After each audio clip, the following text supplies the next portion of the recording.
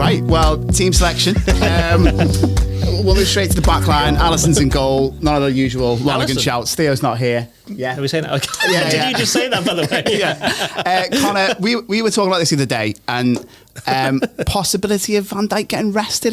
Back four, how would you go?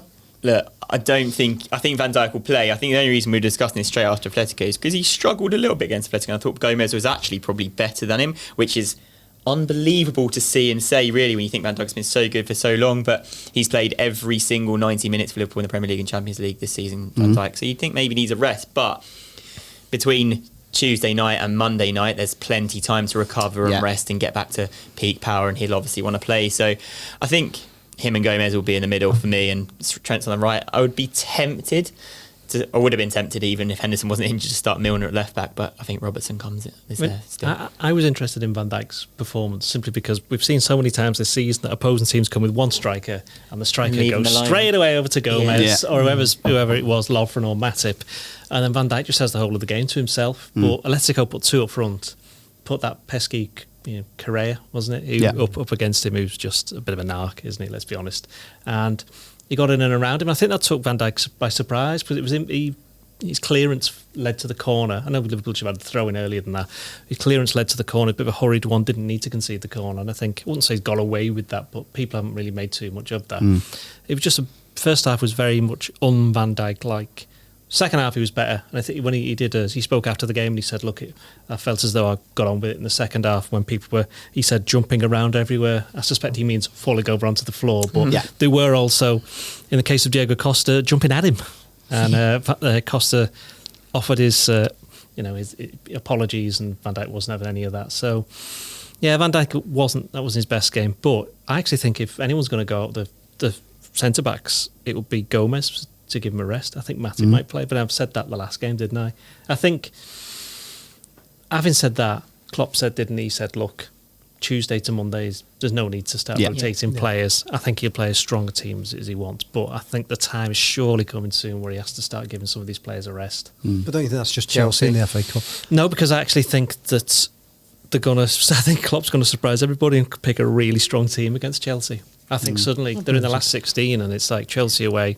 Well, we're here now. We may as well leave it can't you pick Matip and still pick a really strong team? Well, no, because you could play Matip at one of the two league games either side. Was that Watford away, Bournemouth at home? I think there's we're coming up to maybe not the West Ham game. I think the games that are coming up after that are the ones where we might see like Lovren's playing against Bournemouth at home, Matip's playing against Watford away, or something like that. Milner's playing left back in one of those games. I think West Ham, when you've got a team that are looking for set pieces and crosses, and Van Dijk's I wouldn't $1,000,000% going to play, and I think Van Dijk you don't mess around with the back four. I don't think for that. So unchanged for you. Back four, unchanged. I think. Just a long-winded explanation. Yeah, but I just wanted to talk about Van Dijk for a bit. Yeah, no, fair. We've got more minutes to fill as well. So midfield then, Conor. I mean, Henderson obviously not available. How would you play it with your three?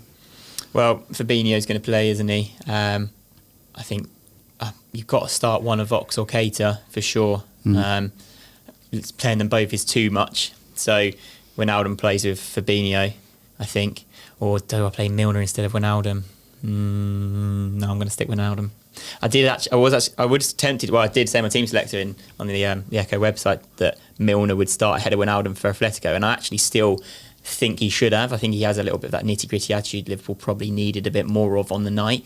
But I think Ginny plays for a bit of more like continuity and more stable midfield with Fabinho, more like used to it, because obviously Milner's just come back from injury and hasn't had a lot of game time. And I'm going to pick Oxlade-Chamberlain. He started 6 games before the last Atletico one, or 7 games in a row, I think. So I think he's probably used to a bit of rhythm and he'll provide a bit of impetus. Doyley, I'll go with Fabulosinho, the Widge, and Baby Keith.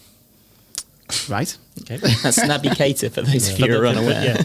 Predictive text, Naby Keita, that is. Yeah. Joe, Baby Keith? I'm going with Connor. I think Oxlade-Chamberlain scored, didn't he, in the away game? I'm going with that. Yeah. All right, we'll go back down around this way. Up front, Joe, usual suspects?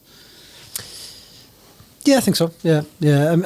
I'd like, just no more, because I'm just intrigued. I'd like to see Minamino at some point, but perhaps off the bench. Yeah, I think we're talking again those Watford Bournemouth games possibles, aren't they? Yeah. I mean, I've been banging the Origi drum for a while, but he was not very good. No, he in the wasn't. second half. Didn't quite work. It didn't quite work. He seemed to have. There was a couple of times where he'd done the hard bit and then forgot the line was there and just let it roll over. Forgot to cross it. So I don't know. Origi, no. I think it's going to have to be the normal front three. Although I agree with Joe that Manamino, as I pronounce him incorrectly, he will appear at some point. And Klopp was actually speaking about him afterwards as well. So he's going to get some chances.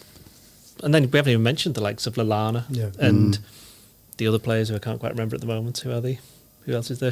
Everyone apart from Shaqiri's injured. That was interesting. That came out at the press conference as well. Is that basically Klopp just said we have no idea when he's going to be back. Have to take it slowly and wait. Yeah, he said it wasn't. He said it wasn't a bad one. Did he? He said it was a difficult one. It must be difficult. He's nowhere near team training. Yeah. It's a strange one with him, isn't it? Because you think the last time he started was the derby. Played pretty well, scored. And, you know, it is a shame. He played a minute at Spurs, and that's it. Yeah, he played a couple. He came off. He started one of the games in the Club World Cup, didn't he? He started the semi-final, Then he came on in the final for the last second. So it's just a shame, isn't it? Because I think we would have been talking about Shaqiri for games like this. You know, and he'd be a strong option for Chelsea. He'd be a strong option for either those Watford or Bournemouth games.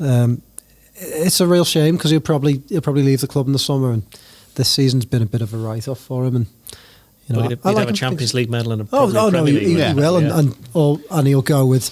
I think everyone will give him a big cheer if he comes back. But it's just a shame because I just think he's a good player and he could have played a part.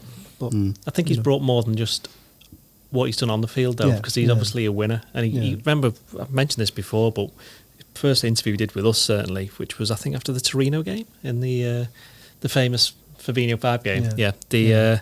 Disgraceful. Did you see him dishing out fives on Brexit? I didn't want to bring it up, but you know, now we're here. Seeing as we're here, I mean, the other night, 5 out of 10. Wow. Yeah. I mean, 6s as well. I mean, it's disgraceful, isn't it? But it is. You know. Anyway, the point being is Shaqiri was talking about, you know, I've got a winning mentality. Hopefully, I can bring this to this squad. They haven't won anything, and he has done that. Yeah. And he'll always have Barcelona. Yeah. He will. Mission accomplished. Right, well, predictions, Connor. Picking the same front three as well, by the way, Sean. Oh, of course, sorry. Yeah. You already said unchanged. Sean forgot you were here. Again, just to let all the listeners know, he didn't actually want me on this podcast. I was trying to let him get home on time, this is but true, you know, this is true. You didn't want him, did you? Don't insist that he work over his hours, but you know, it's fair enough. What we do for you. Your prediction, Monday night, Con, convincing win. What scoreline do you think? Yeah, convincing win, 2 or 3-0. I think Salah and Mane are going to be firing. Mane, as Doyley says, going to have a point to prove. I think Salah's going to want to get some goals. I see Liverpool romping home. Doyley? A 3-1 slog. In the Reds' favour? Yeah. Joe? A 2-0 slog. 2-0 slog? Yeah. One in either half. Yeah. There's nothing sloggy about City's performance against West Ham. Well, yeah, this is the thing. I want to say 5-0. Christian. It's back. I feel as though we could win this game 8-0. 8-0. That was the famous 2-2, wasn't it? I can't wait to see it. I think this is going to be a true reaction. Well, we will see. Yeah, we'll be back probably Tuesday. The game Monday night. So yeah, you're looking at Tuesday Blood Red to see if they do really win 5-0. So yeah, thank you for listening, and we'll be back on Tuesday.